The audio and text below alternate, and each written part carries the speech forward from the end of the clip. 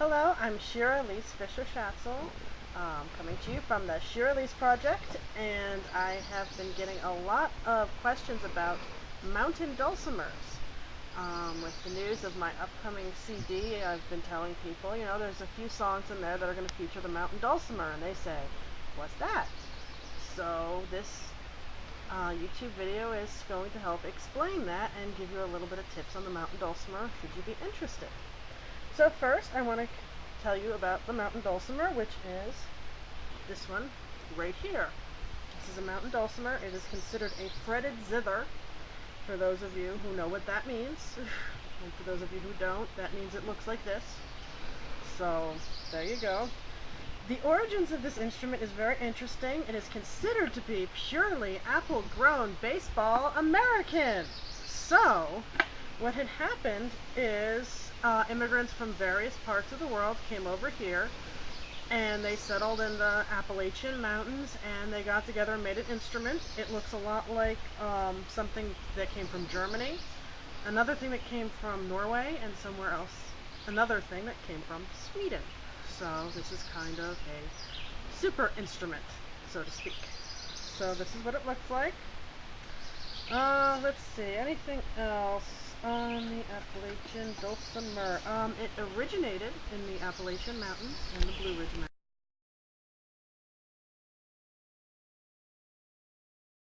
A map of the lovely country. And the Appalachian Mountains go from northern Georgia up to southern Pennsylvania. And the Blue Ridge Mountains, which are not pictured here, but they are in West Virginia, and they kind of parallel the Appalachian Mountains. So this is used a lot by people of British descent, and the Scots-Irish love this instrument. So you'll find a lot of British tunes or Scots-Irish tunes that are traditionally played on this. Lots of hymns. Hymns are very popular as well, which you'll find out sooner rather than later. And the word dulcimer comes from the Latin word dulce, which means sweet. And it also comes from the Greek word melos, which means music. So it means sweet music. So there you have it.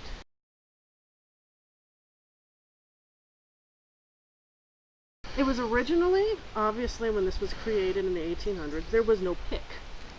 So this was originally strummed with a goose feather. Very interesting there. It was also traditionally played with something called a noter. I don't know why. I think noters get in the way, personally, but a lot of people like this. Okay, now down to the actual instrument itself. It's a modal instrument, which means you can capo it, and it puts you in different modes, not different keys. For those of you who know what that means, great. For those of you who don't worry about it. So, there you go. This particular one is a McSpadden. I love it very much. I got it at the Old Songs Festival, which is held in Albany County in New York.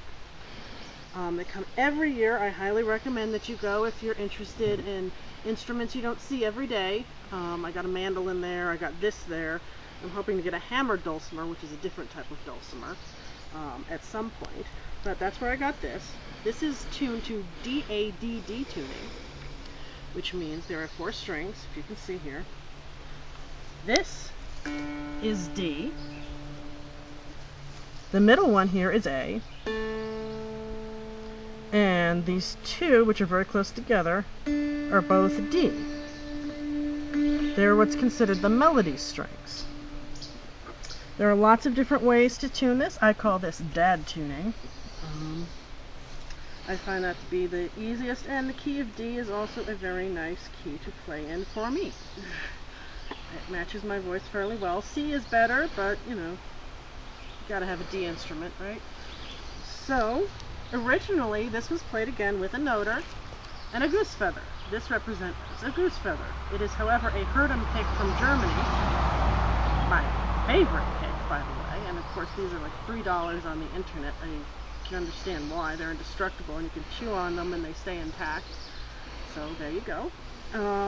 Originally it was played much like this.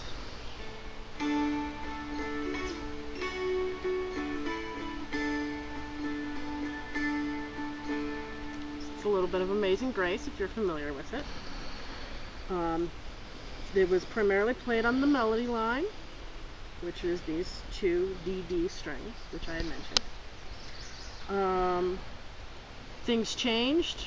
Instrument got in the hands of more creative people, apparently, and now you can do things like chords, which is set more to rhythm and less to melody, which is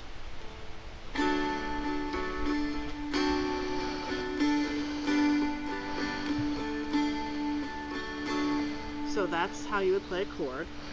Whereas with this, I'm using my fingers now because I am not from the Appalachian Mountains, I am from the Catskill Mountains. We use our fingers here. Be, Amazing grace, how sweet the sound. So you can play it like that with melody, or you can play it with chords. We go, Amazing grace, how sweet the sound. You can play like that.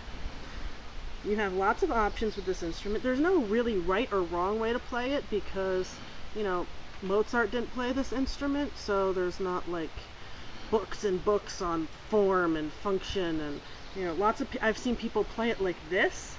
I can't get on board with that, but if you want to do it, have fun. A fly wants to play it, so maybe.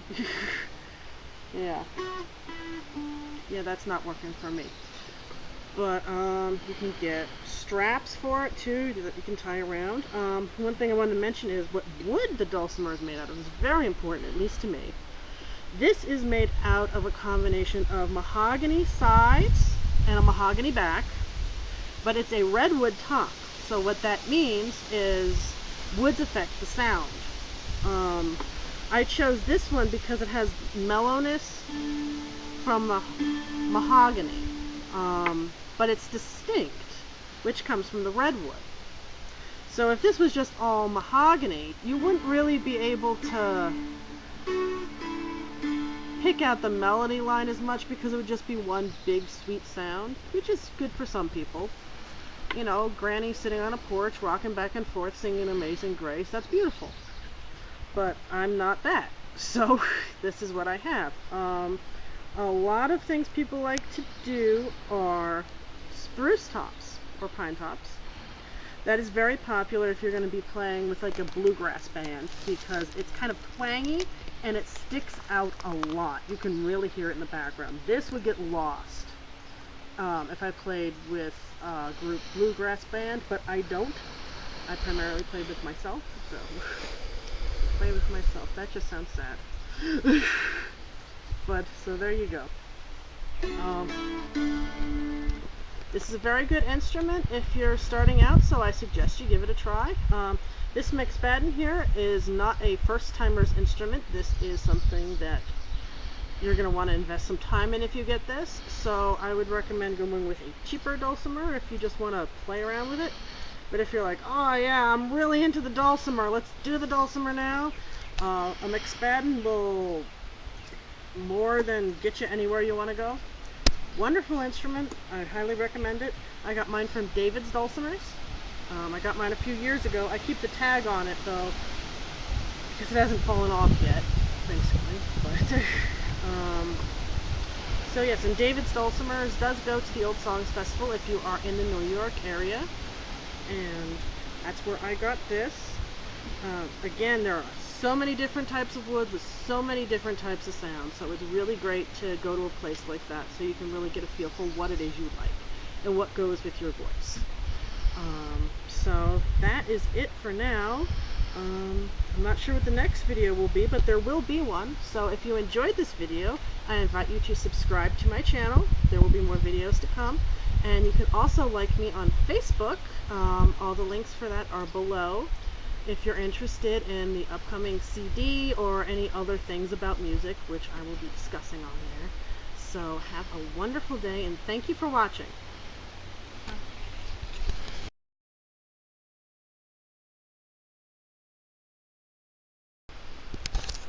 Hey, it recorded!